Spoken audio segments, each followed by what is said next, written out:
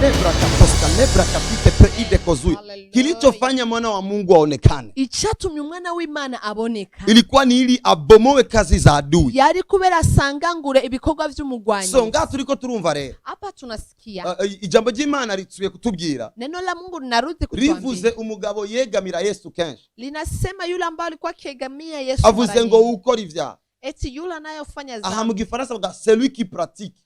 Hapa Kifaransa nasema yule ambaye akifanya dhambi. Sichagiye watutse umwana, sio ule wakati uli sichagiye waguye mu vyaha, wala ule anguka katika dhambi pale, ariko nichagiye wacitse unezererwa ivyaha, yule ambaye uligeuka wa kufurahia dhambi. ico gihe uwo muntu ni wa Satani. Huyo mtu ni wa shetani. So but the devil is a liar. Shetani mwongo. Acha gukubita n'amaversa kumvisha ko atangorane. Anapenda kupatana mistari na kuonyesha kama sio tatizo. Ngo Yesu yavuze. Yesu alisema. Nao munatoka raba amaboko agafungura. Hata mtu asinao mikono akala. Kibi ni gisoka mu muntu sicinjira mu muntu. Kibaya sio kile cha kuingia mtu, ni kile ambacho kinatoka ndani ya mtu. Yesu yavugira muri context my friend. Yesu alikuwa anasema kwenye hadithi, ndugu yangu. Bisaba yuko utahuri gituma yavuze ngo ikibi ni gisoka mu muntu. Inakubidi ujue kwa nini alisema kibaya ni kile ambacho kinachotoka kwa. Genda unywe isumu ubone kwitaguhitana. Nenda ukunywe sumu uone kama haitakuwa. None si kintu cinjiye muntu. Si kitu ambacho kiniingia ndani ya tumbo. Bagutera urushinge rw'amazi ubone kutagiye. Wakupige sindano ya maji uone kama hautakuwa. None ico si kintu cinjiye mu muntu. Ico si kile ambacho kiniingia. None mwashaka ko na Yesu agenda kuri details zo zose. Ulihitaji Yesu aende kwenye kwa hiyo details zote.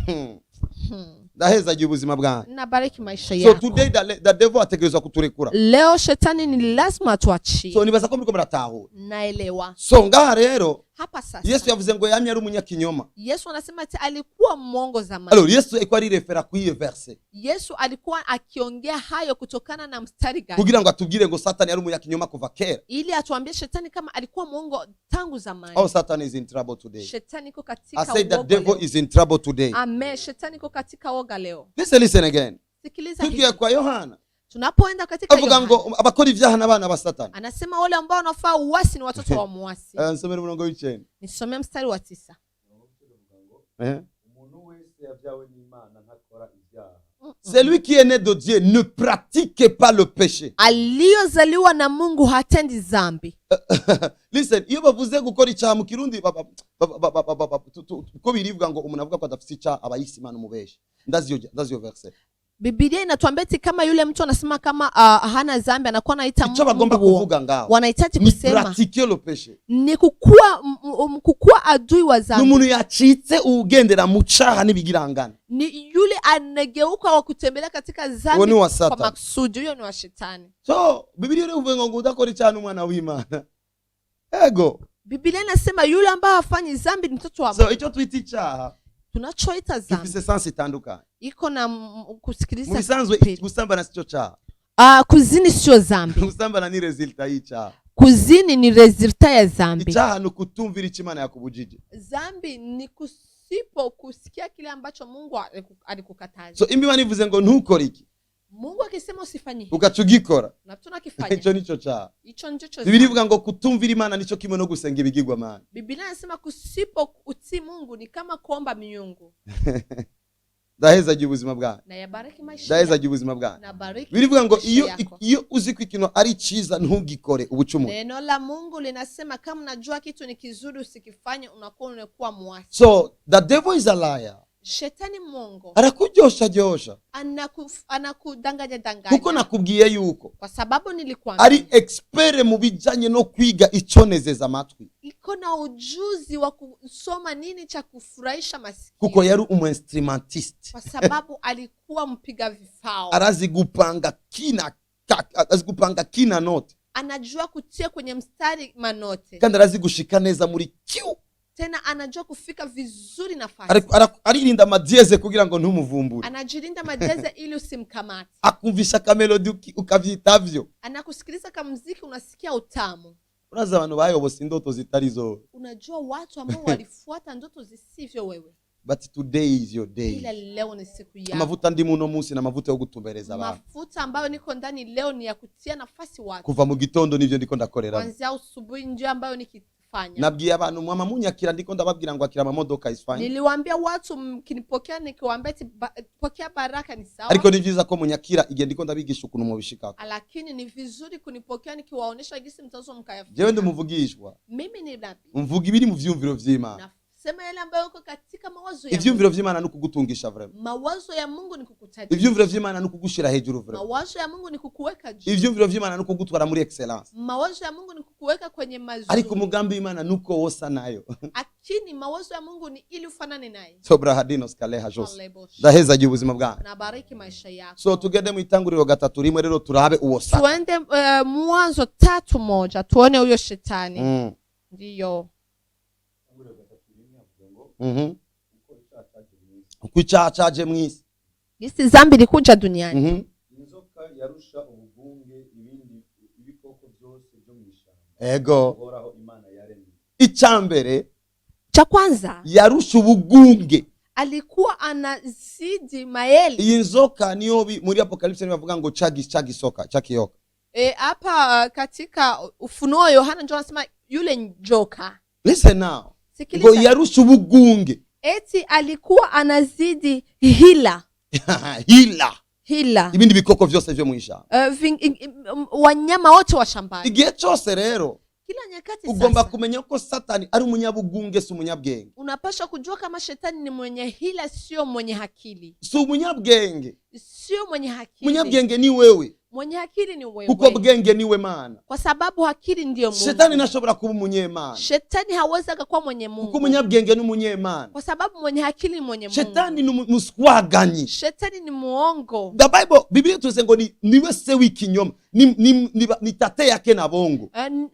Jambo ry'Imana litubwira ati niwe sokuru w'ikinyoma. Uko nyene Abraham ari sogokuru wo kwizera, Shetani ni sogokuru w'ikinyoma. Isi Abrahamu ni babu wa imani. Ni babu wa imani. Shetani ni babu wa uongo. Shetani ni babu wa uongo. Today araza kukurekura. Leo atakuachia. Let me prophesy. Hacha nitabiri. Rino joro. Leo siku. Imani iraza kukwereka ahantu hose shetani yakubeshe kugira ngo utumbere ku vy'Imana kugomba kwenda Amen. Mungu atakuonyesha pale popote ambapo shetani anakudanganya ili ushike na mstari. Kandi shetani ndamugize ikiragi ntaza gushobora kugira icyo kuganya nawe. Hallelujah. Tena shetani anakuwa bubu, hakuna chochote ataongea nawe katika usiku. So now you understand this. Unasikia sasa? Na cyane ko tugiye kurangiriza kumurangiza. Na sasa tunaenda kumaliza. Ariyo jambo za kurangiriza. Kuna neno tamalizia. Uraza kuguruka my friend. Utakuja kuruka ndugu yangu. Akabados kalabradi. Uraza kuzuzwa wuzure. Utajazwa na ujazo. Kuko ndaza kugusengera. Sababu nitakomba. Amasengesho yo kugukungumura. Hallelujah. Maombi ya kukunguta. Nza gukungumura ikinyoma cyose. Sakunguta uongo wote. Kwa kundi bakungumura impuzu mu kuyandikira. Yesu anavyo kunguta nguo. Brakateza. Hallelujah. Ndaheza ubuzima bwawe ko barangurika. Amen. Nabariki maisha wale wanaofuata. Ndaheza ubuzima bwawe. Nabariki maisha yetu. Urumva rero ngo yari umunyabugunge kuva kera. Alikuwa mwenye hila tangu hapo zamani. Amaze gushika. Alipofika. Somera umurongo wa 4. Soma mstari wa 4. Ego. Nyoka akamwambia mwanamke, hakika hamtakufa. Shetani ndamwita Mr. If. Shetani ndamwita Mr. If. Monsieur C. Azana gukekeranya mukuri kose. Analeta mashaka. Uzomenya gute ko shetani atangiye kuvuga? Utajua aje gisi shetani anaanza kusema. Ni wumva ijuri kubwiye ngo mbega wowe urakijijwe. Ukisikia sauti nakwambia, je wewe unaokoka? Kandi ubizi ko ukijijwe. Tena kukula unajua kama unaokoka. Nurinde kumwishura. Usimjibu. Bikosa Eva yakoze nukwishura Satani. Kwa sababu kosa Eva alifanya ni kumjibu shetani. Shetani niba mwishura baramwirukana. Shetani ukimjibu unamfukuza. Yesu yafashe umwanya wo kumwishura. Yesu alikamata mtu akamjibu. Ariko finally Yesu aravuga ngo mvako Satani. Lakini mwisho alisema ondoka shetani. Uko ikiganiro cawe jewe nawe cyo gorana. Kwa sababu maongezi ya mimi na wewe yataweza katatizana. Nyuma hicho kiganiro. Nyuma ya maongezi. Yesu yagumye yiyumvira kuvuga ngo uyu shetani ni munyabugunge. Yesu akapitana anasema uyu shetani ni mwenye hila. Kugezaho abwira intumwa. Mpaka alipoambia wanafunzi wa Yesu. Ubwenge ngayanzo. Uwe na akili kama yule joka. It was Jesus. Uyo alikuwa Yesu. To Jesus.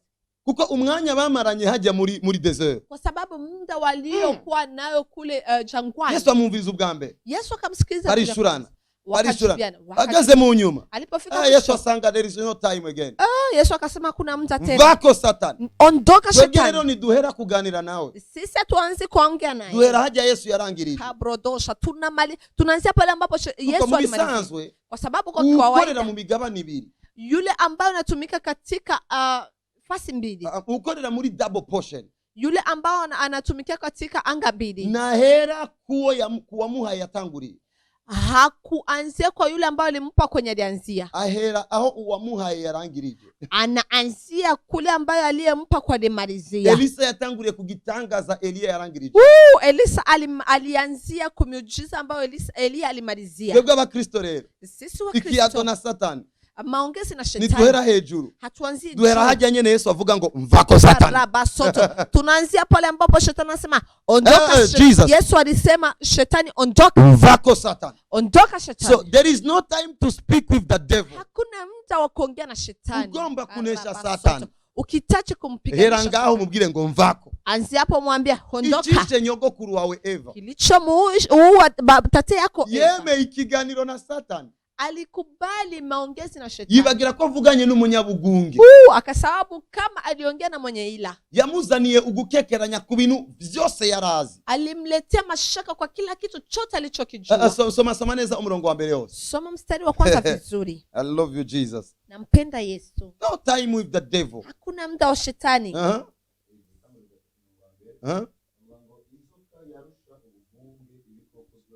Ego.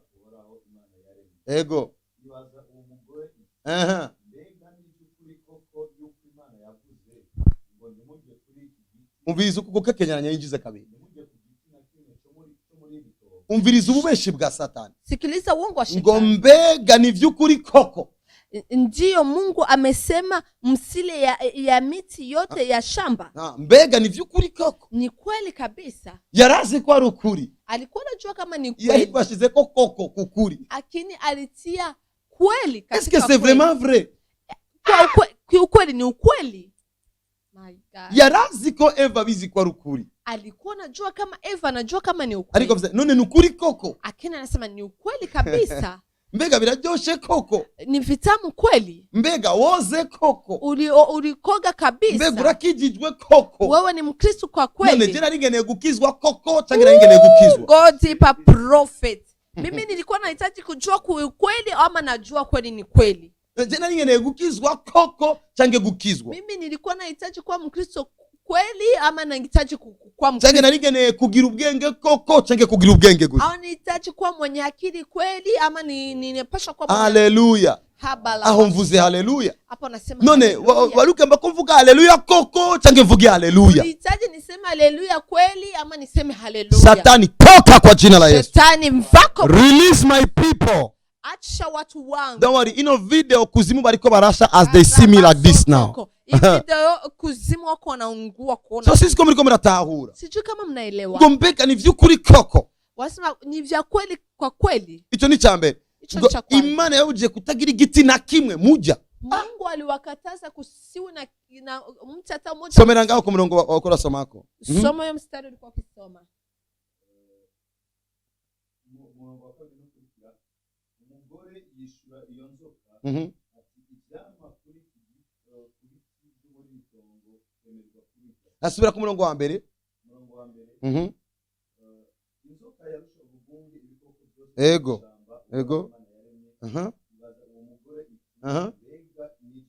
Koko. Deja ajeje kubashera Imana. Anamaliza kumdanganyishia Mungu. Imana nigeze ivuga ngo ntimujye ku giti nta kimwe. Mungu akusema ati msili kwenye mti hata mmoja. Ariko yarazi kugira ngo aronke ikiganiro agomba kugusubiza kuri zero. Lakini alikuwa anajua kwa sababu apate mawasiliano akurudishe kumwanzo kule kuzini. The devil is a liar. Shetani ni muongo. So today arazagura na fire in the mighty name of Jesus. Leo atakutana na moto kwa jina la Yesu. As he is the liar, he gonna meet fire. Ni muongo atakutana na moto. In the mighty name of Jesus. Jina la Yesu. Urumva kuna mubwiye ngo Imana yabuje kugigiti na kimwe. Unasikia kisema mbele. Mungu aliwakataza msile hata mti hata mmoja. No. Ni nko kuza mu nzu yanjye. Ni kama uje ndani ya nyumba yangu. Ngabwira abantu icyumba canje mucinjiremo. Naambia watu wangu katika chumba changu. Unda kachaza. Mbega koko. Kwa kweli dadi yababwiye ntihagire icyumba na kimwe mwinjiramo. dadi aliwaambia ati pasiwe hata chumba kimoja mtaingia yeye. Deja abeshe Imana. Anadarishia. Wibaze n'umunyakinyoma kugeza abeshera Imana.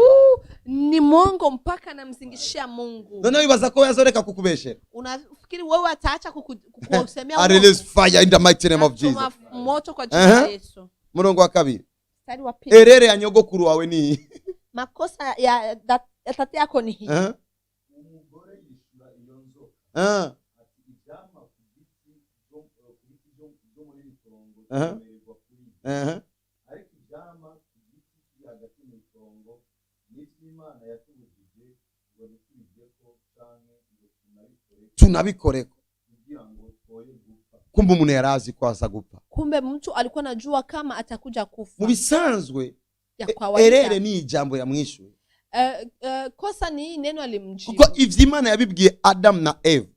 Kwa sababu hivyo Mungu aliambia Adam na Eva. Shetani nivyo alimwelekea. Shetani hakikuwa inamwelekea. Yari kutamubwira ivyo nibikuraba. Alikuwa anamwambia hiyo. Mu bisanzwe Eva ari kumubwira ivyo nibikuraba. Kawaida Eva angemwambia hayo. Agacatangura haleluya amen. Haleluya amen. Haleluya amen. Amen. Haleluya amen. Sifuni Bwana. Amen. Sifuni Bwana we. Sifuni Bwana. Amen. Amen. Haleluya amen. Haleluya. Byokucabihera. Bingeptabe na isha. So rero utangura kugira Satani. God papa. Unaanza kuambia adu. Hapana. Twarakijijwe. Tumeokoka. None ubwiye Shetani kugira ngo akizwe. Unaambia Shetani ili aokoke. Tangu ugomba ko yakira Yesu. Au unahitaji apokee Yesu. Haleluya. Mwambie toka Shetani kwa jina la Yesu. Mubwire mvako Shetani. So bandanye murongo kurikira umve. This. Mstari wa kufuata usikie haya. Ariko ivyama ku giti kiri hagati mu Imana mwejo. n'Imana yatubujije ko canke ngo twoye kunabikora ko kugira ngo twoye gupfa. Murongo wa 4 iyo nzoka yishura uwo mugore aba n'intete n'imuzopfa. Umviriza ajeje gukekeranyisha umudamu Imana yavuganye nawe. Anamaliza kutia kwenye mashaka huyo mwanamke kile ambacho aliongea na Mungu. Ngo haba n'intete n'imuzopfa. Hata kambego hamwezi mkakufa. Jiwaze Shetani ni pumbavu kweli. Anapingana na diskuru ya Mungu. Shetani apinzanya. Upeti ni bandi kwe. Uyu muntu n'umubandi frame. My God. Hallelujah. God papa. Satan sohoka muri iyo nzu. Shetani toka katika hiyo nyumba. Sohoka muri iyo nzu. Toka katika hiyo nyumba. I command you to go. Na kuamuru kutoka. Abagwa ikibanza barakwibesheko. Wale ambao walikupatia nafasi walikuwa. Imana yemeye ko ninjira mu mara mazu yao. Kuwa Mungu anaitika niingie katika hiyo. Iruka ningo gusohoke in the mighty name of Jesus. Kimbia haraka utoke kwa kusanya n'ubusazi bwawe bose ugende hasi. Mados Calabria. Okay, bandanye. Endelea. Murongo wa 5. Kuko Imana izi yuko umunsi mwabiriye amaso yanyu azokwiheza mukamera nk'Imana no kuzokumenya icyiza n'ikibi. My God. Mu bisanzwe kawaida ariko aramubwira amaverse iko namwambia mistari y'ukuri mu kutariko ya kweli. Iko namwambia mistari ya kweli kwenye Yesu yenyewe. Kwa Yesu yenyewe. Kuko Imana yavuze ngo kwa sababu Mungu alisema reka tureme umuntu acha tumumbe mtu ase natwe afanane amere nkatwe. Igikorwa cyo kumuntu asa n'Imana kasi ya gisi mtu anafanana na Mungu cyari cyaheze, ariko igikorwa cy'umuntu kumera nk'Imana rabasoto akini kazi ya mtu kuwa kama Mungu ni cyari bwakoreke. Kilikuwa hakijatendeka. Imana yari kiri muri processes. Gisubiremo dadi. Mungu alikuwa kwenye mtengenezo. Gisubiremo dadi.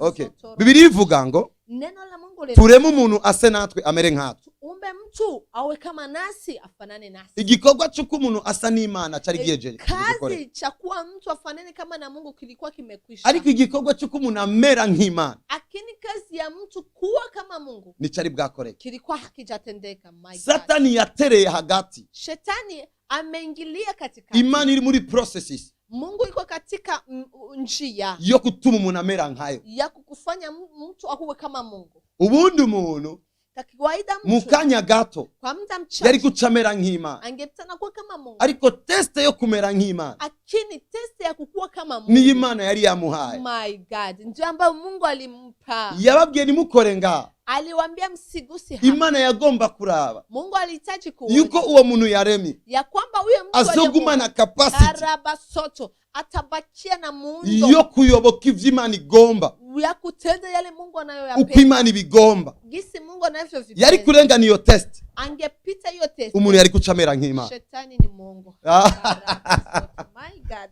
In real, Adam yari haja arindiriye kumera nk'Imana ofet. Kuko creation ni processes. Adam alikuwa pale kidogo akwe kama Mungu, lakini creation ni process. Procreation is processes. Creation ni processes. Parce que Imana yatangiye kurema l'homme intérieur. Kwa sababu Mungu alianza kucrea mtu ndani. Ichimani chibumba l'homme extérieur. Mungu akamumba mtu kwa kiunje. Uje muntu intérieur. Ule mtu wa ndani. Yarafise capacité z'ubumana nyinshi. Kabarabaso alikuwa na umungu wa ndani. So Imana yagomba rero Mungu alitaji iki kibiribiri naco. Huyu mwili. Shakiri yo capacité y'ubumana.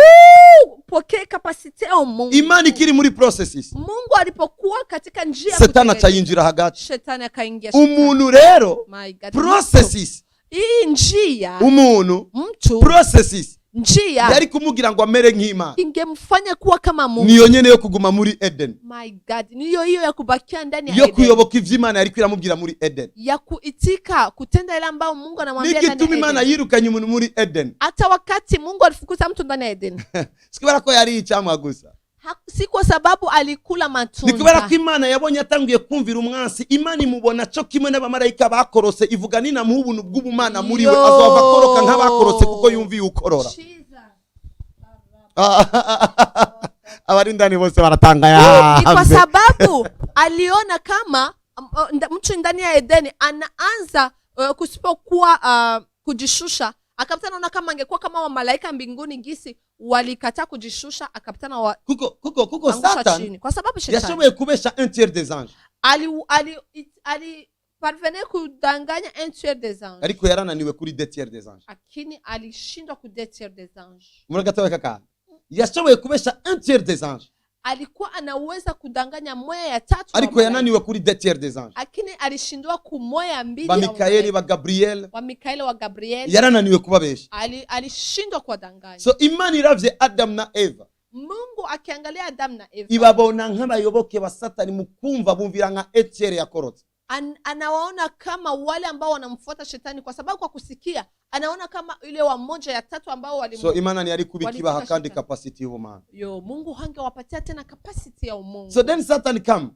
Kama Shetani anakuja. Imana yababeshe. Ngo Mungu aliwadanganya. Ni mwabijako. Ngo mukivila. Muca mumera nkayo. Munatamna kuwa kama yeye. Igituma Eva yemeye. Kwa nini Eva bari barindiriye yuko bamera nkayo? Ni kwa sababu walikuwa wakichunga kuwa kama eyo. Kuko bari bamaze kumenya ko basa nayo. Kwa sababu walikuwa washajua kama ufanana na Mungu. Ariko hari hasigaye ko bamera nkayo. Ila palikuwa pakibaki wakuwe kama eyo. Atahaza rero ubabwira inzira ya bugufi kugira ngo bamere nk'Imana. Shetani ni Mungu.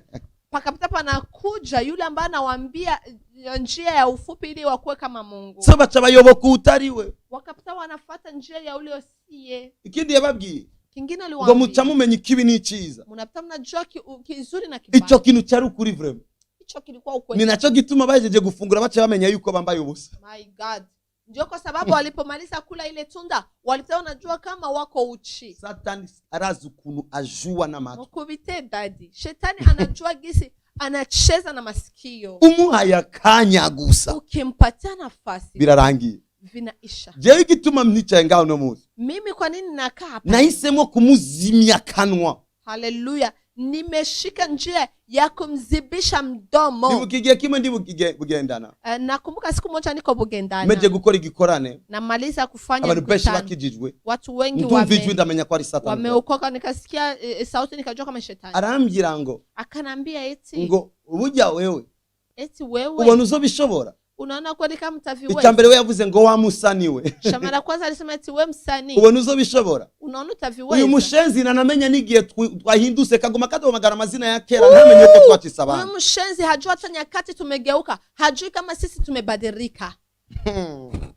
Satani azokuita mazina ya kera kandi urabayicare mu gisha. Shetani atabaki anakuita majina ya kale tena umegeuka kiumbe kipya. abwiye ngo ubona ko uzobishobora. Akamwambia tunaona kama utaweza. Naratwenze Nimecheka. shadahimbaza Imana. Nikapata siku. Sinishuye Satani. Sikumjibuye. Ndavuga ngo shobozwa vyose n'uwe mwingomezi. Nikamwambia nawezesha yoyote na yule ambaye. Nariko ndabibwira Imana hapana Satani. Nilikuwa naambia Mungu hapana shetani. Mu nama y'abakomeye niwemerera kwakira abanyumba 10. I am the king, sishobora kwicarana n'uwakorose. Murenyo ya watu wenye nguvu hauwezi ukampokea nyumba 10. Sishobora kwicarana n'uwakorose mpagaze.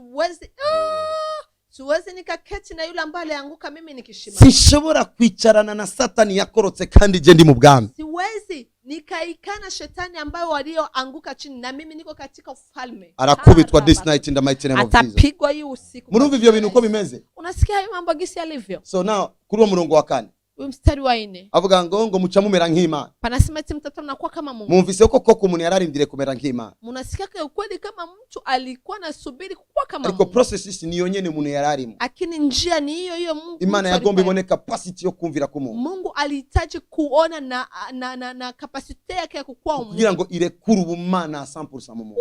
Kwa ajili aache umungu 100% ndani ya Mungu. Imana ikibona ko ari initire kibakura muri Eden. Mungu akaona kama haifai akawatoa ndani ya Eden. Bandanye umurongo wa 5 wumve. Endelea mstari wa 5. So mukanya gato ngomba gusengera abantu. Mchache anahitaji kuombea watu.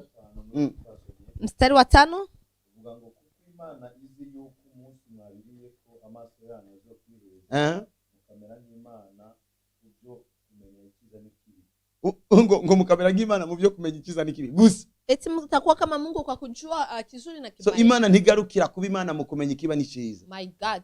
Mungu harujiriwi ukuwa ya kujua mema na mazuri. Imana ni Imana kubera kwitabara abantu bakava mu kibi ikabinjiza mu ciza. Mungu ni Mungu kwa sababu anaokoa watu, anaotoa katika mabaya, anayotea katika mazuri. Sukumenya kuri mubi arico kigira Imana, nukumenya ububi bwawe ikagutwara mu vyiza nico kigaragaza ubumana bwawe. Jesus. Sio kujua kama uko mbaya, lakini ni kujua ubaya wako, aisha akutoe katika mabaya, akutoe katika mema yake. Ndaheza je ubuzima bwawe. Na bariki maisha yako. Bandanya mu mfisi. Endelea kijana. Mukanya gato ngiye gusengera abantu. Nda kidogo naenda kuambia watu.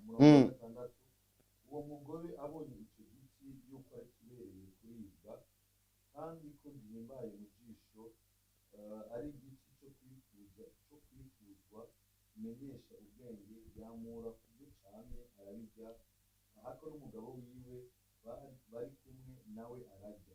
Listen this Satan. Sikiliza shetani. Umugore aje kubona. Mwanamke alipomaliza kuona. Shetani yasubiye kuvugwa. Shetani hakuongeza tena kusema. Umugore akijako.